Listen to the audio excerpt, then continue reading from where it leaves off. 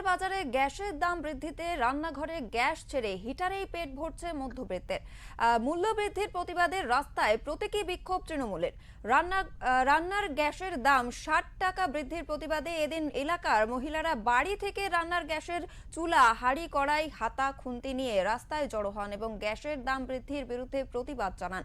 টাকা দিয়েও মিলছে না গ্যাস, বেশিরভাগই রান্নাঘরে বাড়ছে ইন্ডাকশনের ব্যবহার, বাড়ছে বিদ্যুতের বিল। সাধারণের প্রশ্ন, রান্না না করলে খাবো কি? তবে এই সমস্যার সমাধান কবে হবে, চিন্তায় বাড়ির গৃহিণী থেকে এলাকার মানুষ।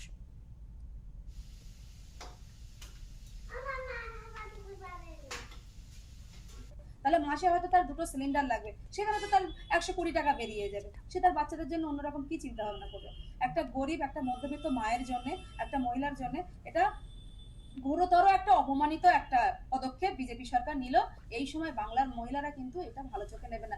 যখন এলপিজি গ্যাস আমাদের দেশেই উৎপাদিত হচ্ছে, এলপিজি গ্যাস যখন আমাদের দেশেই আমদানি হচ্ছে, তাহলে কেন দামটা বাড়ানো হবে?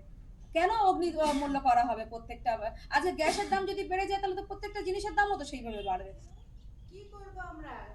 মানে টাকা বেশি দিয়েও আমরা গ্যাস পাচ্ছি না। বাচ্চা কাচ্চা খাওয়াতে হবে, নিজেদেরও তো খেতে হবে, নাহলে থাকবো কি করে?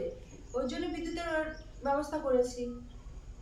কতদিন ধরে গ্যাস পাচ্ছে না? হ্যাঁ, 1 সপ্তাহ আগে আমরা বুক করেছি, কিন্তু গ্যাস আসছে না।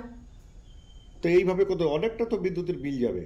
হ্যাঁ, যাবে তো, কিন্তু কিছু করার নেই তো, নাহলে আমরা গ্যাস পাচ্ছি না, বাচ্চা কাচ্চাকে খেতে দিতে হবে টাইমে, তাদের স্কুল অফিস টফিস আছে, আমরা কি করতে পারি বলুন?